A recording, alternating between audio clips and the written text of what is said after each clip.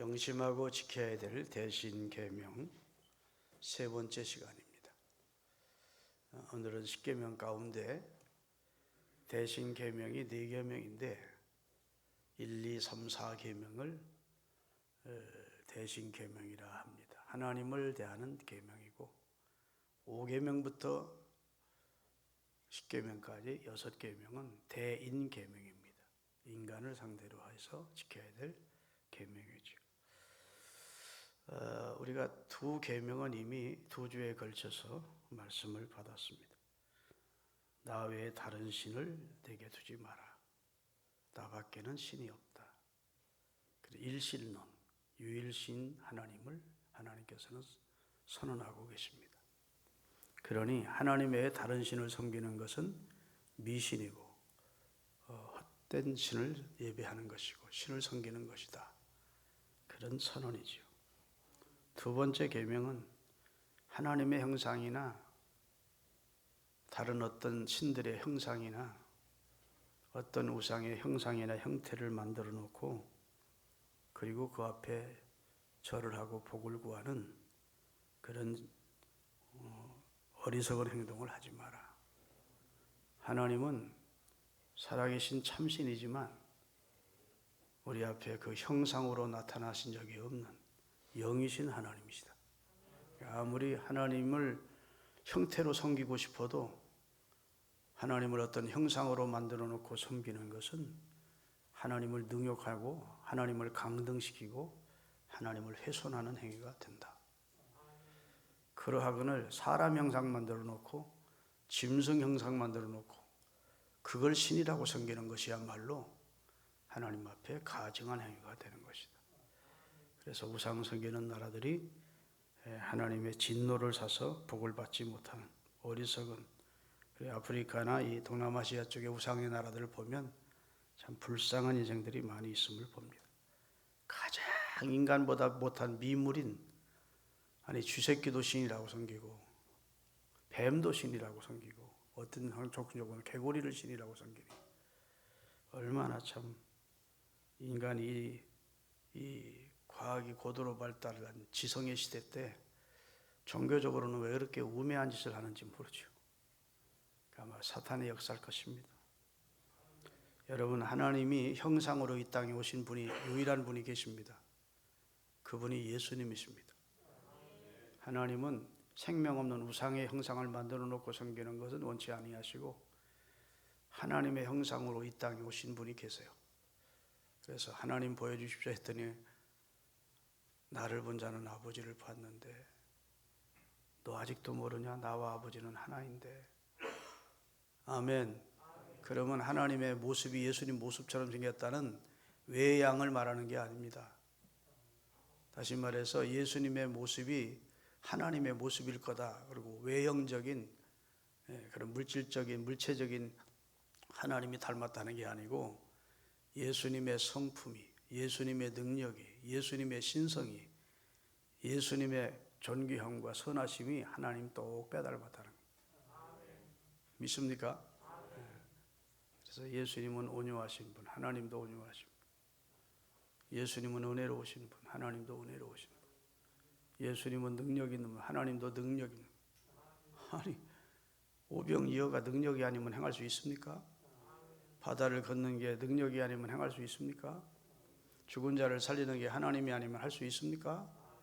그런 모든 것을 행하시면서 나를 본 자는 아버지를 보았다. 아버지와 나는 하나야. 놀라운 선언이죠. 그 선언 듣고 당시 유대인들은 막 머리끝까지 화가 난 겁니다. 하나님을 능욕한다고, 신성을 모독한다고. 그렇지만 사실이거든요. 다시 말씀드리면 예수님의 모습이 하나님 모습이라는 말이 아니고 예수님의 인격과 신성과 능력과 그의 은혜로우심이 하나님의 형상을 나타내러 이 세상에 오신 거예요. 그래서 예수님은 이제 내가 왔으니까 하나님께 참으로 예배할 때가 온다. 신상이나 형상 만들어 놓지 않고 짐승 잡아 피 뿌리는 제사 드리지 않고 참으로 예배할 때가 오는데 곧 이때다. 아버지께는 이렇게 참으로 예배하는 자를 찾으신다. 그리고 나서 예수님이 오시는 시점부터, 예수님이 이제 인류의 죄를 속량하시고 부활하신 시점부터 인류는 영과 진리로 예배할 수 있도록 하나님이 길을 내셨고, 우리 모든 죄인이 예수님의 대속을 힘입어 하나님의 은혜의 보좌 앞에 당당히 나갈 수 있도록, 대제사장만 1년에 1차 나가는 게 아니고 그리스도를 힘입고 누구나 하나님 앞에 갈 수 있도록 하나님이 그 아들을 통해 놀라운 일을 이루신 것을 우리는 믿는 겁니다. 그게 복음의 핵심이지요. 그러니까 요한복음 4장 좀 몇 절 읽겠습니다. 20절부터 24절까지 예수님이 직접 예배에 대해서 말씀하신 거예요. 우리 조상들은 이 산에서 예배했는데 당신들의 말은 예배할 곳이 예루살렘에 있다 하더이다. 이게 이제 수가석 여인이 예수님께 질문한 내용입니다. 그 다음에 예수께서 이르시되 여자여 내 말을 믿어라. 이 산에서도 말고 예루살렘에서도 말고 너희가 아버지께 참 예배를 드릴 때가 이르리라. 너희는 알지 못하는 것을 예배하고 우리는 아는 것을 예배하노니 이는 구원이 유대인으로 납니다. 그 다음에 아버지께 참되게 예배하는 자들은 영과 진리, 성령과 진리의 말씀 안에서 예배를 드리게 된다. 근데 언제부터? 곧 이때다. 참 예배를 드리게 해주기 위하여 예수님이 오셨다는 거죠. 아버지께서는 자기에게 이렇게 예배하는 자들을 찾고 원하시고 계시다. 24절 하나님은 영이시니 예배하는 자도 영과 진리로 예배를 드려야 하나님이 받으시는 거야 라고 알려주신 겁니다.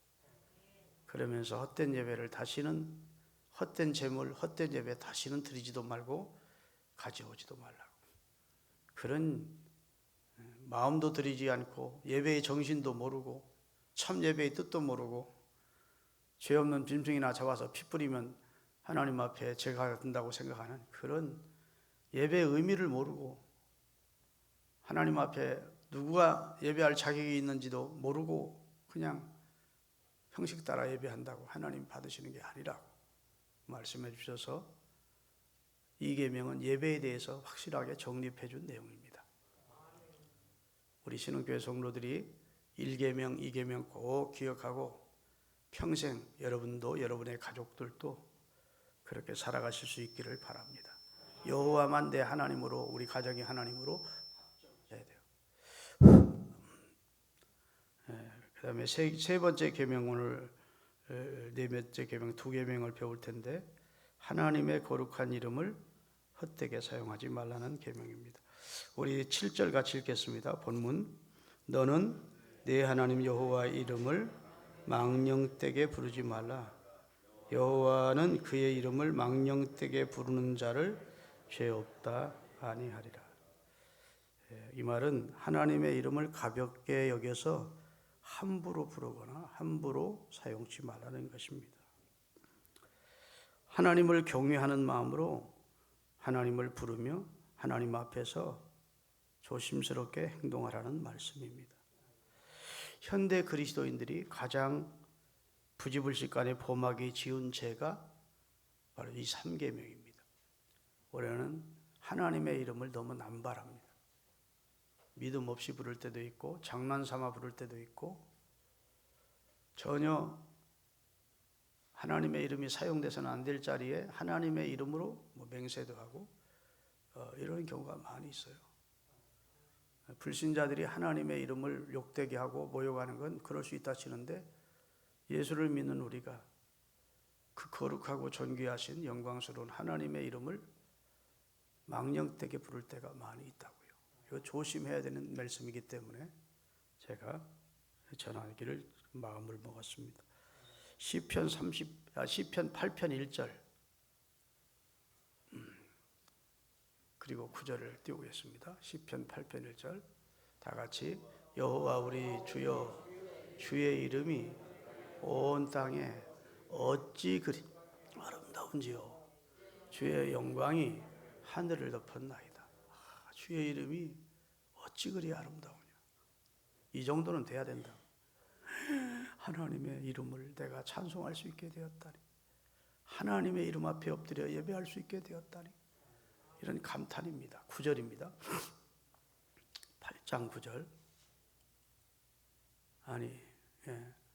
여호와 우리 주여 주의 이름이 온 땅에서 어찌 그리 아름다운지. 이게 이제 감탄사입니다. 다. 하나님 그 이름이 너무 아름답습니다. 예수님의 이름이 빛나는 새벽별이래. 여러분, 우리 믿는 그리스도인이 하나님께 가져야 될 자세는 경외심입니다. 경외심. 따라합시다. 경외심. 두렵고 떨리는 마음으로 하나님을 대하는 것을 경외감이라고 그러죠. 우리나라는 이름을 지을 때 별로 뜻을 중요하게 생각하지 않습니다. 학렬을 따라서 음양오행의 법칙을 따라 그냥 나쁘지 않은 이름 하나를 딱 적어서 학렬 따라 이름을 짓습니다.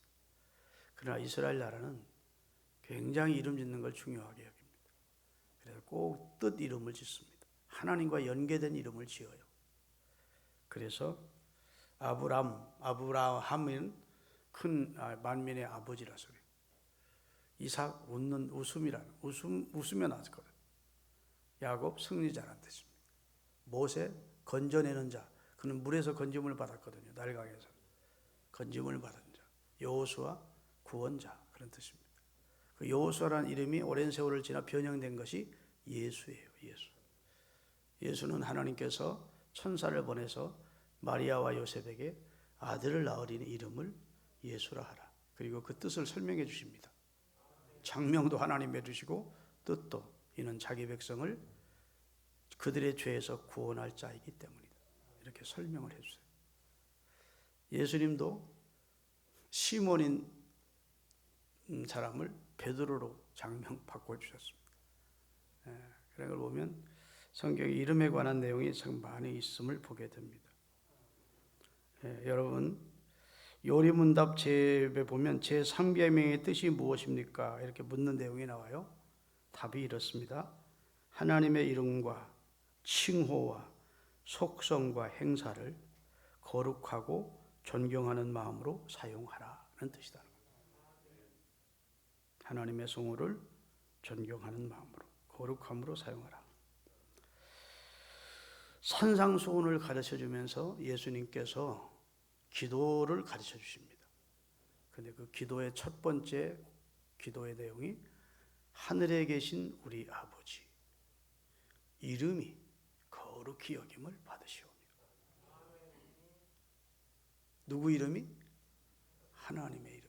하나님 아버지의 이름이 우리를 통해, 우리 입술을 통해, 우리 삶을 통해, 우리 가족을 통해 하나님의 이름이 거룩히 되도록 우리가 살게 해달라는 기도입니다. 우리 삶을 통해 하나님의 이름이 모독받도록 우리가 살지 않고 우리의 삶이, 우리 가족들, 우리 자식들의 삶이 하나님의 이름을 거룩히, 하나님의 이름 앞에 영광을 돌리는 삶을 살게 해달라는 게 우리 기도의 첫 번째라는 겁니다. 할렐루야. 우리 그리스도인들의 바람은 내가 믿는 하나님의 이름이 내 삶을 통해 영광과 존귀와 거룩함이 나타나도록 해야 됩니다. 믿습니까? 하나님께서 시내산에서 처음 모세를 가시덤불 가운데서 불꽃 가운데 만나실 때도 모세야, 너의 선 곳은 거룩한 곳이야. 네 발에서 신을 벗어라. 경외감입니다. 경외감. 하나님을 향해서 함부로 행동하지 못하도록 신을 벗게 하십니다. 여호수아 5장 마지막 절에도 여리고성 앞에 선 이스라엘 백성의 군대 장관인 여호수아가 하나님의 군대 장관을 만나요. 하나님을 낸 천사군요. 근데 하나님의 군대 장관이 여호수아에게 너 선 곳은 거룩한 거야. 호시야, 네 발에서 신을 벗어라. 이럽니다. 그래서 이스라엘 사람들은 성전에 들어가면서 다 신을 벗습니다. 그걸 본따 가지고 나중에 이런 기독교가 먼저 생긴 후에 마호메트가 이슬람을 만들었거든요.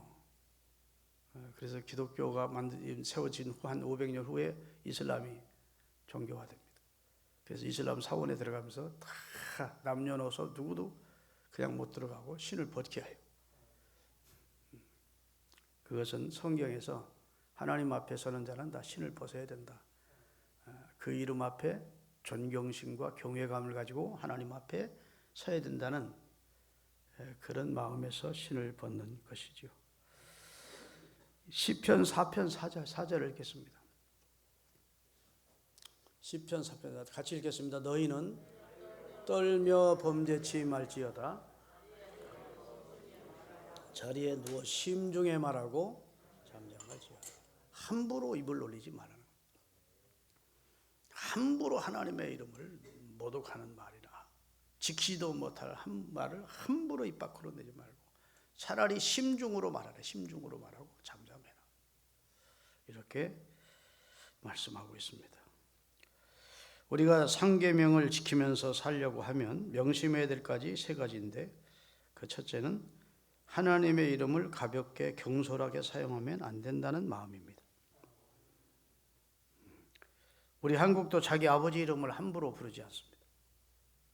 춘부장님 함자가 어떻게 되냐 그러면 철자 중자입니다 이래야지. 김철중이에요 그러면 못 배운 사람으로, 예의가 없는 사람으로 알아요. 그래야 안 그래요? 성씨를 아는 사람이 부르면 철자 중자입니다 그렇게 대답하는 것이고, 성씨까지 모르는 사람이 부르면 김철자 중자입니다 이렇게 대답을 해야 좀 예의를 갖춘 사람으로 그렇게 여기는. 이게 부모님의 이름을 막 함부로 부르는 것은 쌍놈들이 하는 짓이다 이렇게 생각하는 겁니다. 그러하거늘 항차 하나님의 이름을 함부로 부를 수 없었어요. 그래서 이스라엘 사람들은 성경을 읽다가 여호와라는 글이 나오면 여호와를 입으로 못 불렀어요. 아도나이라고. 그건 주님이라는 뜻입니다. 여호와라고 써 있는데 읽기는 아도나이로 읽어요. 그래서 요즘 새번역 현대어 성경에 보면 여호와라는 이름이 하나도 없어. 다 주라고 바꿨어. 그것도 성경 번역자들의 실수입니다. 성경을 쓰는 사람들을 서기관이라고 그래요. 우리는 지금 뭐 인쇄소에서 성경이 찍혀 나오지만 옛날에는 그런 게 없기 때문에 성경을 쓰는 서기관들이 있었습니다. 그 서기관들이 여호와라는 이름이 나오면 붓을 다시 빨았어요. 너무 떨려가지고. 그리고 여호와라고 읽기는 주라고 읽었다. 그만큼 하나님의 이름 앞에 떨리는 마음으로 이 3계명을 범하지 않기 위해서 그런 경건함을 유지해 갔었습니다. 여러분, 오직 제사장이 대제사장이 1년에 한 번 지성소에 들어가서 속죄제를 드릴 때만 여호와라고 호칭하도록 그렇게 했습니다. 여러분, 현 시대도 그럼 똑같이 그런 마음이어야 되느냐? 그 똑같이 할 건 없지만 그래도 우리는 성경 읽을 때 여호와라고, 오늘 참고 성경 띄울 때도 여호와라고 하잖아요. 그러나 구약 시대처럼 그렇게 유대인처럼 할 필요는 없지만 정신만은 아멘. 그런 좀 조심하라는, 하나님의 이름을 함부로 부르지 말라는 그런 뜻에서 주신 이 말씀이라고 생각하면 될 줄로 믿습니다. 그리고 하나님의 거룩한 이름을 악용해서도 안 된다는 겁니다. 옛 사람들은 맹세할 때 하나님의 이름으로 맹세를 많이 했어요. 이스라엘 사람들이. 하나님 그걸 금하십니다. 땅으로도 말라, 하늘로도 말라, 하나님의 이름으로도 말라, 맹세하지 말아요. 그것은 왜 사람들이 하나님의 이름으로 맹세할까요? 자기가 말하는 것이 진실이라는 것을 확증하기 위해서, 자기 변명을 위해서 하나님의 이름을 사용하는 거예요. 하나님 그걸 금하신 겁니다. 사람은 능력이 한계가 있는 존재예요. 그래서 하나님의 이름으로 약속해놓고 맹세해놓고 지키지 못할 경우가 있습니까? 없습니까? 지키지 못할 경우가 있어요. 사람은 전능한 존재가 아니거든. 그럼 누구 이름이 여기 돌아갑니까? 하나님의 이름이 여기 돌아간다. 그런 실수를 범하지 않게 하기 위해서 하나님은 여호와의 이름으로 맹세하지 마라 이렇게 말씀하시면서 너희는 예 아니요 아니요 하래. 예할 것은 예하고 아니할 건 아니해야지. 그 위에서 더하면 죄가 된다고 이렇게 말씀을 하고 계십니다. 오늘날도 하나님의 이름으로 서약이나 맹세해놓고 지키지 않는 분들이 많이 있습니다. 그래서 목사 안수를 받을 때, 장로 임직을 받을 때, 권사나 안수입자 임직 받을 때 하나님 앞과 많은 증인들 앞에서 다 맹세하십니까? 예 해놓고 그 맹세 안 지켜. 기분 나쁘면 빠이빠이 해버려. 그것은 신실치 못한 행위입니다. 하나님과의 약속을 헌신짝처럼 버리면 안 돼요. 옛날에는 약속 헌금들을 많이 시켰습니다. 좋은 것은 아니죠. 옛날에 성전 진리하면 약속 헌금들을 많이 시켰어요. 부흥회하면 약속 헌금을 많이 했습니다. 어떻게 예배당은 지어야 되겠고, 그래서 한국교회 예배당들을 지을 때 약속 헌금을 많이 했어요. 근데 약속해놓고 안 하는 겁니다. 그리고 귀에 보여서 교회를 떠나버리는 거예요. 근데 하나님 안에 계신 곳이 없는데, 약속했으면 약속한 교회에 바쳐야 되는데 안 바치는 거예요. 그런 신실지 못한 행위를 하나님의 이름으로 해놓고 지키지 않는 사람을 성경은 죄 없다 아니하시랴. 그 말은 면죄부를 주지 않겠다는 겁니다. 그거에 대한 용서를 구해야 된다는 거예요. 할렐루야. 하나님은 그냥 엄벙덤벙 넘어가시는 분이 아니라는 거예요. 하나님의 이름으로 맹세했으면 비록 해로울지라도 내가 그것을 지켜야 된다. 성경은 그렇게 말씀해 주고 있어요. 마태복음 5장 33절에 37절입니다. 같이 읽겠습니다. 또 옛사람에게 말한 바 헛맹세를 하지 말고 내 맹세한 것을 주께 지키라 하였다는 말을 너희가 들었으나 나는 너희에게 이르노니 도무지 맹세하지 말지니 하늘로도 말라 이는 하나님의 보좌고 땅으로도 말라 이는 하나님의 발등상이고 예루살렘으로도 말라 이는 곧 영광의 성이고 내 머리로도 말라 내가 한터럭도 검게 하셔. 내 능력은 한계가 있어 그 말이야. 그 다음에 오직 너의 말은 옳은 건 옳다 하고 아닌 건 아니라 하랴.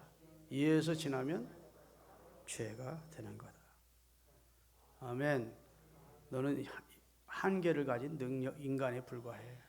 네가 전능자나 되는 것처럼 또 네가 네 진실함을 확증하기 위해서 하나님의 이름을 함부로 들먹거리고 하나님의 이름으로 서약하거나 함부로 맹세하지 마. 이렇게 말씀하시고 있습니다. 이뿐이 아닙니다. 이 계명은 하나님의 이름뿐만 아니라 그에게 속한 모든 것을 대할 때에도 경외심으로 대하라는 겁니다. 예를 들어서 예배를 드리는 이 집을 뭐라 그러죠? 성전이라 그럽니다. 성전. 왜 이 집을 성전이라고 할까요? 하나님께 속해 있기 때문입니다. 하나님의 성호 아래 있는 집이기 때문이에요. 이걸 성구라고 합니다. 왜 그럴까요? 하나님을 예배하는 데만 사용되는 가구이기 때문이에요. 기구이기 때문에. 아멘. 이걸 성경이라고 합니다. 왜 성자를 붙여줄까요? 여기 하나님의 말씀이 기록되어 있기 때문에. 여러분, 목회자를 왜 성직자라고 할까요? 하나님의 일만 올인하는 사람, 전무하는 사람을 성직자라고 합니다. 하나님의 일을 위해서 부름받은 사람이에요. 그런 사람들은 개인 사업하는 사람, 개인 사업하다가 주일날 와서 봉사하는 사람을 성직자로 하지 않고 하나님의 일을 위해서 부름받은 사람, 이건 성직자라고 그래요. 그 성직자를 함부로 대하면 안 된다는 겁니다. 왜? 여호와의 이름이 그의 이름, 그 직함 속에 있으니까. 성경은 그래서 성직자를 따라합시다. 하나님의 사람. 그래, 하나님의 사람이요. 사람들이 그렇게 불렀습니다. 하나님의 사람이요. 하나님의 사람이요. 성직자가 나이가 많다고 존경하는 게 아닙니다. 나이가 아무리 자기 아들뻘이라도 존대하는 말을 사용해야 돼요. 아멘. 앞으로 이제 우리 김선남 목사님이 이 교회 담임 목사가 되면 여러분 손족불이 될 수도 있고 자식불이 될 수 있는데 반말하면서 예전에 하던 대로 하면 안 돼요.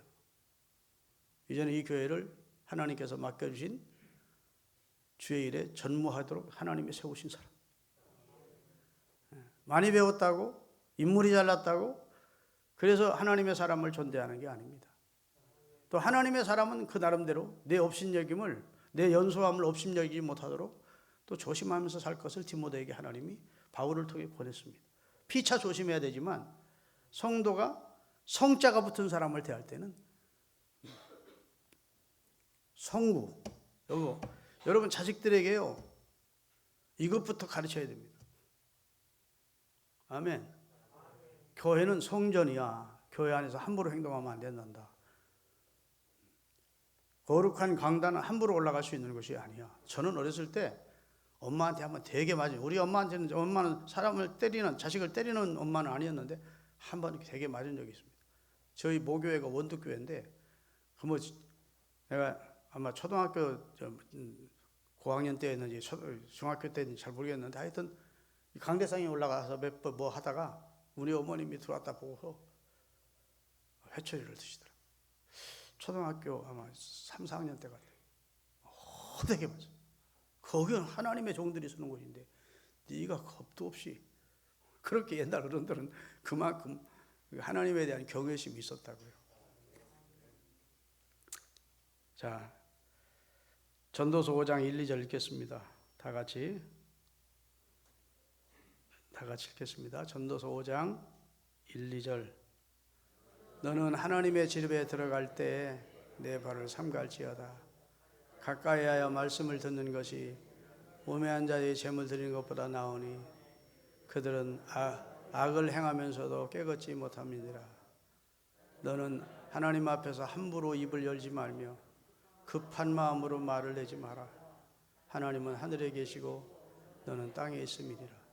그런즉 마땅히 말을 적게 하여. 성전 안에서는 마땅히 절을, 하나님을 향해서 기도할 때는 말을 많이 해야 되지만 성전 안에서 함부로 입을 열고 함부로 자기 성질 내고 그런 거 다 하나님 앞에 악이 되고 죄가 된다. 너는 여호와의 전에 들어갈 때 삼가라.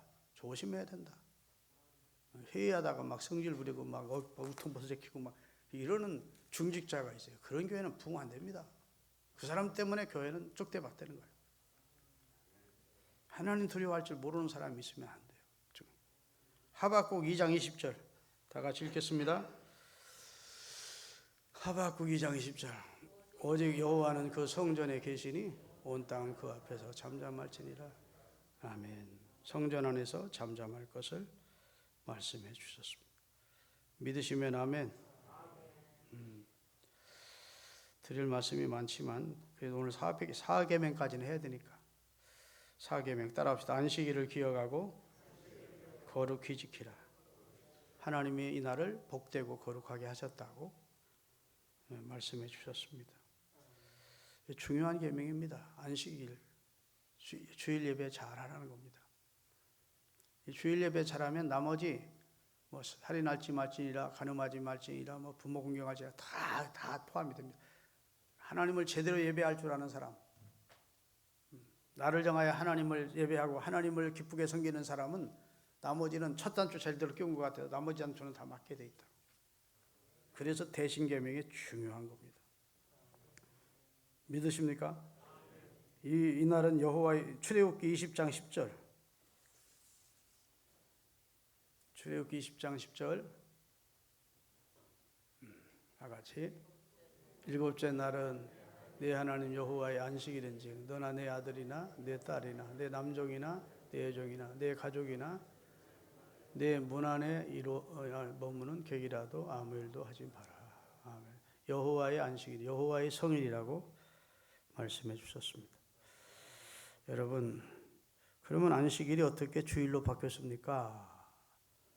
안식일은 토요일이니까 우리가 지금 안식일 지켜야 되지 않습니까? 이렇게 말하는데, 여러분 구약에서 가장 큰, 구약 성경에서 가장 큰 역사는 창조의 역사입니다. 믿습니까? 신약 시대의 가장 큰 일은 구원의 재창조, 인간을 죄와 사망에서 건져내는 일입니다. 재창조를 이루신 날이, 이루시고 부활한 날이 주일 아닙니다. 그래서 초대교회는 안식일 날 모이지 않고 하나님 앞에 주일 모여 예배를 드렸습니다. 그리고 예수님은 안식일에 자꾸 시비를 거는 그 당시 유대 종교 지도자들에게, 야, 안식일이 사람을 위해서 있는 것이지 사람이 안식일을 위해서 있는 게 아니야. 왜 안식일이 그렇게 너희들에게 속박이 되고 너희들에게 짐이 되고 그렇게 인생을 사냐? 하나님이 우리에게 안식일을 주신 것은 우리를 위해 주신 것이지 안식일을 위해서 우리를 지어진 게 아니야. 그리고 나는 안식일의 주인이다. 안식일 날 병 고쳤다고 시비를 거니까, 야, 양이 웅덩이에 빠졌는데 너희 같으면 안식일이라고 그 양을 건져 올리지 않겠느냐? 안식일 날 건져 올리지 않으면 양은요 혼자 나올 수 없어요, 구덩이에서. 그러면 틀림없이 그 밤에 맹수의 밥이 되게 돼 있어요. 늑대나 어떤 뭐 삭병이나. 그러면 그 양의 생명을 살리기 위해서 안식일이라도 그 구덩이에 빠진 양을 살려야 되지 않느냐?